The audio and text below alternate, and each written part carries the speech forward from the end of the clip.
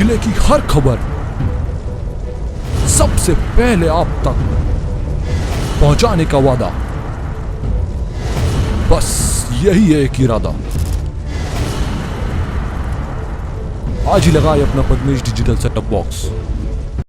नमस्कार, आप देख रहे हैं पद्मेश 24/7। चलिए न्यूज बुलेटिन की शुरुआत करते हैं हेडलाइंस से। जिला तैराकी संघ के संपन्न हुए चुनाव, निर्विरोध चुने गए अध्यक्ष और तैराकी संघ के सचिव।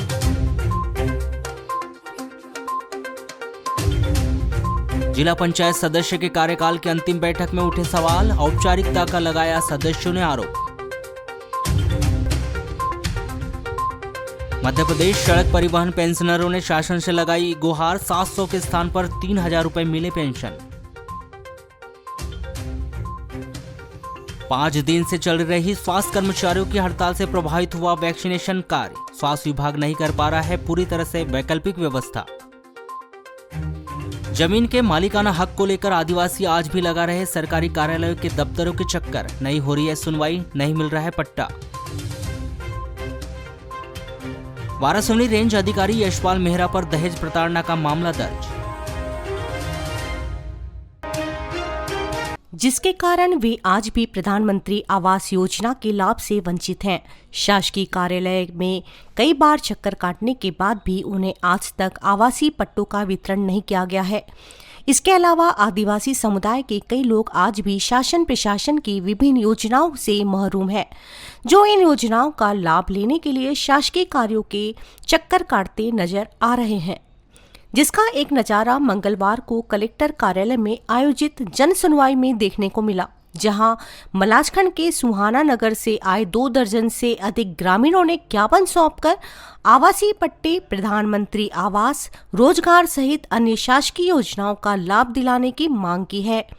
जहां ग्रामीणों ने स्थानीय प्रशासन पर टैक्स लेने के बावजूद भी शासकीय योजनाओं का लाभ और अन्य प्रकार की सुविधाएं न दिए जाने का आरोप लगाया है।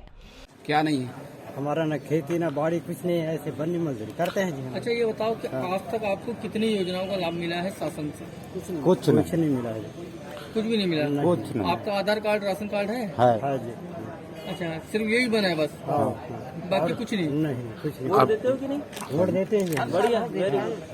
अभी जैसे कि मकान नहीं तो कहाँ रहते हैं आप लोग? छोटा छोटा झोपड़ा बना के? कच्चे मकान है। तो क्या चाहते हो शासन? बनी मंदिर खाता ना सब्जी कुछ झोपड़ी में रखा। मकान पक्के नहीं बने? नहीं बने। कब से रह रहे हो वैसे ही आप लोग? कब के रहे हैं, नया साल हो गया। कभी शासन की योजनाओं का लाभ नहीं मिला आप लोग को? अच्छा, कभी आपने प्रशासन से गुहार लगाए होगे कि हमें मकान दिलवा दो या शासकीय योजनाओं का लाभ? राशन मिलता है कि नहीं? मिलता है जी। हम लोग आए थे पट्टा के लिए, सबको आवास मकान मिल रहा है, हमको नहीं मिल रहा है ना, हमको ना कोई सरकारी लाभ मिल रहा है। आवेदन किए थे कि मकान के लिए? जी। क्या बोले?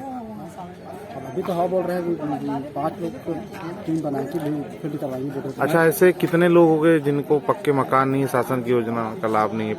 सुहाना नगर में जितना भी मतलब है पर हर जाती है, मतलब जो वो जमीन बैठे हैं बहुत पहले से है, जो मलाजखंड आने से पहले, उनको कभी नहीं मिला है। अच्छा, शासन प्रशासन खेत में धान काटने गई एक महिला की उसी के जेठ ने इज्जत लूटने की कोशिश की। यह घटना खैलांजी थाना क्षेत्र के अंतर्गत आने वाले ग्राम जबरटोला में हुई है। खैलांजी पुलिस ने 31 वर्षीय महिला के द्वारा की गई रिपोर्ट पर उसके जेठ उम्मेदलाल भगत 46 वर्ष के विरुद्ध अपराध दर्ज कर लिया है। घटना के बाद से यह व्यक्ति फरार था, जिसे गिरफ्तार कर लिया गया है, जिसे वारासिवनी की विद्वान अदालत में पेश कर दिया गया है। प्राप्त जानकारी के अनुसार 15 नवंबर को सुबह 8:30 बजे उम्मेदलाल के छोटे भाई की पत्नी अकेली धान काटने खेत गई थी। यह महिला खेत में पहुंचकर धान काटने के लिए शर्ट बांध रही थी, तभी उसी समय उसका जेठ उम्मेदलाल भगत आया और इस महिला को खेत में अकेली और सुनसान मौका देख अपने छोटे भाई की पत्नी से छेड़छाड़ कर दुष्कर्म का प्रयास करने लगा। घर पहुंचकर इस महिला ने घटना के संबंध में सारी बात अपने पति, सास और ससुर को बताई। बताया गया है कि इसके पहले भी उम्मेदलाल भगत अपनी बहू पर बुरी नियत रखता था और किसी को बताने पर उम्मेदलाल इस महिला को जान से मारने की धमकी देते रहता था। 15 नवंबर को घटी इस घटना की रिपोर्ट इस महिला ने अपने पति के साथ खैरलांजी पुलिस थाना जाकर की थी। खैरलांजी पुलिस ने महिला द्वारा की गई रिपोर्ट पर उसके जेठ उमेदलाल भगत 46 वर्ष के विरुद्ध धारा 354 क ध 506 भारतीय दंड विधान के तहत अपराध दर्ज कर लिया है। लालबरा मुख्यालय से 10 किलोमीटर दूर पर स्थित ग्राम पंचायत टेकाड़ी लालबरा में सुपर युवा जागृति मंच के तत्वाधान में 2 दिवसीय भगवान श्री गणेश जी की प्रतिमा की प्राण प्रतिष्ठा कार्यक्रम विधि विधान के साथ संपन्न हुआ। इस अवसर पर शनिवार को प्रातः 10 बजे से वेदी पूजन, दोपहर 2 बजे से अनादिवास, शाम 4 बजे जलाधिवास, शाम 6 बजे संध्यादिवास पूजन कार्यक्रम का संपन्न हुआ।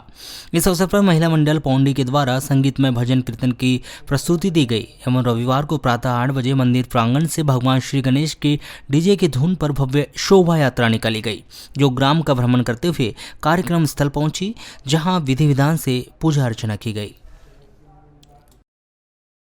महंगाई के इस दौर में काफी कम पेंशन मिलने से समस्त पेंशनधारी कर्मचारी परेशान हैं।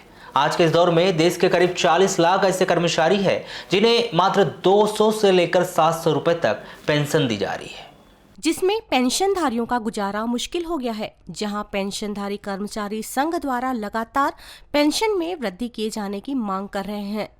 मंगलवार को मध्य प्रदेश सड़क परिवहन पेंशनधारी कर्मचारी समन्वय समिति द्वारा कलेक्टर कार्यालय में एक ज्ञापन सौंपा गया, जहां पेंशनधारियों ने राज्यसभा द्वारा निर्धारित भगत कोश्यारी की सिफारिशें लागू करने, अलग से महंगाई भत्ते के साथ साथ 3000 रुपए पेंशन दिए जाने और केंद्रीय कमेटी की बैठक में पेंशन वृद्धि के प्रस्ताव पर फैसला लिए जाने की मांग की है, जिन्होंने भविष्य निधि संगठन पर पेंशन के मामलों में सरकार को गुमराह करने का आरोप लगाते हुए पेंशनधारियों की समस्त मांग पूरी किए जाने की गुहार लगाई है।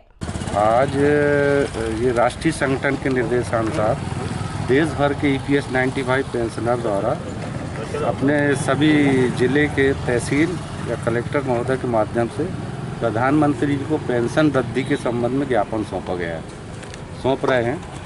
क्या हुआ है कि हम लोग देश में लगभग 67 लाख कर्मचारी ऐसे हैं जो न्यूनतम पेंशन पाते हैं और इसमें लगभग 40 लाख ऐसे पेंशनर हैं जिनको 200, 500, 700, 1000 से कम पेंशन मिल रही है। तो आज की भीषण महंगाई में लोगों को 500-700 रुपये में क्या गुजारा हो सकता है। इसको पेंशन वृद्धि के लिए पूरे देश भर में ये अभियान चल, हालांकि राज्यसभा द्वारा निर्धारित भगत सिंह कोश्यारी कमेटी पहले ही फैसला दे चुकी है इस बारे में कि इनकी पेंशन कम से कम 3000 प्लस इसमें महंगाई भत्ता किया जाए, लेकिन सरकार ने अभी तक उसको लागू नहीं की है। उसी संबंध में ये ज्ञापन में वो भी चीज़ लिखी हुई है और आने वाले समय में संभावना है कि हो सकता है कि इसमें पेंशन बढ़ जाए। कोतवाली क्षेत्र के अंतर्गत आने वाले ग्राम छोटी कुमारी निवासी कृषक चूरनलाल बिसाने 42 वर्ष की संदिग्ध स्थिति में मौत हो गई। जिला अस्पताल पुलिस ने मृतक इस कृषक की लाश पोस्टमार्टम करवाकर उसके परिजनों को सौंप दिया है। प्राप्त जानकारी के अनुसार 16 नवंबर को सुबह 5 बजे चूरनलाल अपने घर से 1 किलोमीटर दूर अपने खेत धान की मिसाई करने गए थे। कृषि कार्य के दौरान सुबह 6 बजे करीब चूरनलाल की खेत में ही अचानक तबीयत खराब हो गई और वे लड़खड़ाते हुए पैदल ही अपने घर पहुंचे और घर पहुंचते ही उन्होंने अपनी पत्नी लुमेश्वरी को बताया कि मेरी तबीयत खराब हो गई है। इस दौरान पड़ोस के लोग भी आ गए थे। चूरनलाल को तुरंत ही कार से जिला अस्पताल बालाघाट लाया गया, किंतु कृषक चूरनलाल की मौत हो चुकी थी, जिसे डॉक्टर ने मृत घोषित कर दिए। कृषक चूरनलाल की मौत किस वजह से हुई अभी पूर्ण रूप से स्पष्ट नहीं हो पाया है। अचानक खेत गए थे, अचानक सुबह लड़खड़ाते हुए घर तक आए, घर से जीप में उठा के लेके आए, फिर यहाँ पे लाए। कितने बजे? 5 बजे। 5 बजे सुबह? 6 बजे मतलब 6 बजे। हाँ, फिर क्या हुआ? अचानक डॉक्टर ने इलाज किए तो कुछ भी नहीं है बोल। क्या लग रहा है, कहाँ गए थे सुबह? सुबह खेत गए थे, पैर है खेत में धान गहन। कितने बजे गए थे? सुबह ये 4:30-5 बजे। क्या लगा? अचानक समझ नहीं आ रहा है। शराब वराब पीते थे क्या? नहीं। या किसी चीज़ ने काटा उठा? नहीं। कुछ भी नहीं। कुछ नहीं। स्वास्थ्य विभाग में कार्यरत स्वास्थ्य विभाग का मैदानी अमला अपने कुछ प्रमुख मांगों को लेकर न्यू बहुउद्देशीय स्वास्थ्य कर्मचारी संघ के बैनर तले सीएचएमओ कार्यालय परिसर में अनिश्चितकालीन हड़ताल पर बैठे। इनकी हड़ताल मंगलवार को 5वें दिन भी जारी रही। आपको बताया कि इस समय कोविड वैक्सीन टीकाकरण का कार्य जारी है और हड़ताल पर बैठा स्वास्थ्य विभाग का अमला ही इस कार्य को करता है। निश्चित ही स्वास्थ्य विभाग के मैदानी अमले के द्वारा हड़ताल किए जाने के कारण इसका प्रभाव कोविड वैक्सीन टीकाकरण कार्य पर पड़ रहा है। अच्छा, कुछ शासन से कुछ हुआ वार्तालाप? शासन से आज दिनांक तक तो कोई निगोशिएशन नहीं हुआ है। कितने कर्मचारी है? लगभग हमारे यहाँ 395 कर्मचारी, नियमित कर्मचारी हड़ताल में। क्या इस दौरान क्या काम प्रभावित हुए आपको? इस दौरान तो ये अभी तो सबसे पहला मुख्य जो काम है वो कोविड-19 टीकाकरण का जो काम है वो सबसे ज़्यादा प्रभावित है। और हमारे जो राष्ट्रीय कार्यक्रम जो हमारे द्वारा संचालित किए जाते हैं वो तो सारे प्रभावित। मुख्य चिकित्सा एवं स्वास्थ्य अधिकारी डॉक्टर मनोज पांडे ने बताया कि मैदानी स्तर पर कार्य करने वाला स्वास्थ्य विभाग का अमला हड़ताल पर रहेगा तो कार्य प्रभावित होंगे ही। हड़ताल के कारण सभी प्रकार के कार्य प्रभावित हो रहे हैं, जिसके चलते हमारे द्वारा वैकल्पिक व्यवस्था बनाई जा रही है। नहीं, देखिए, जब विश्वास कार्य करता है हमारे यहाँ का और जो कि विभिन्न प्रकार के योजनाओं को अमली जामा पहनाते हैं, विभिन्न प्रकार के कार्यों को ये मैदान में रह के करते हैं, तो जब वो स्ट्राइक पर रहेंगे तो निश्चित रूप से सभी कार्यक्रम प्रभावित होंगे और हो रहे हैं। और लेकिन सवाल ये है कि इन्होंने अपने अच्छे कड़े माने जिस कठिन वक्त में हमारा साथ दिया और हमारे साथ काम किया है और इनकी जो वर्तमान में जो भी मांगे हैं ये जिला स्तर पे संबंधित नहीं है और ये जो भी मांगे हैं ये शासन स्तर पर संबंधित हैं, इसलिए इनका निराकरण वहीं से होगा।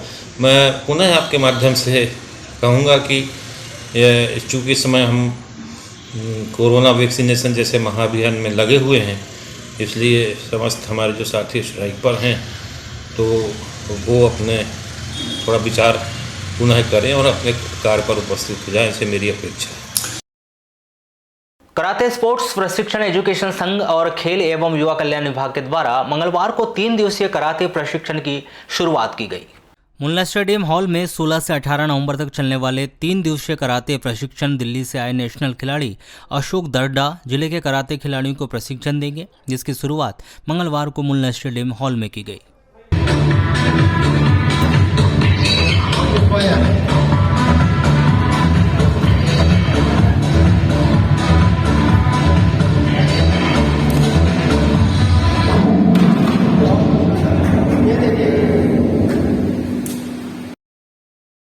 स्वच्छता की अलग जगाने और स्वच्छता के संदेश के साथ ही लोगों को इसके लिए जागरूक करने के प्रमुख उद्देश्य को ध्यान में रखते हुए मंगलवार को एमएलवी के एनसीसी कैडेट्स के द्वारा नगर में स्वच्छता अभियान चलाया गया।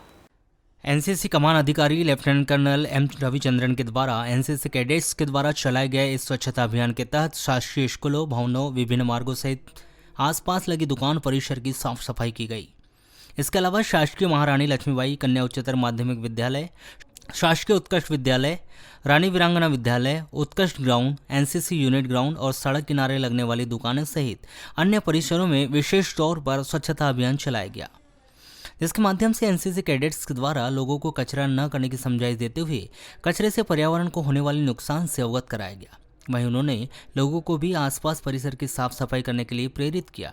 इस दौरान समस्त एनसीसी ऑफिसर, पीटी स्टाफ और एनसीसी कैडेट्स प्रमुख रूप से उपस्थित रहे।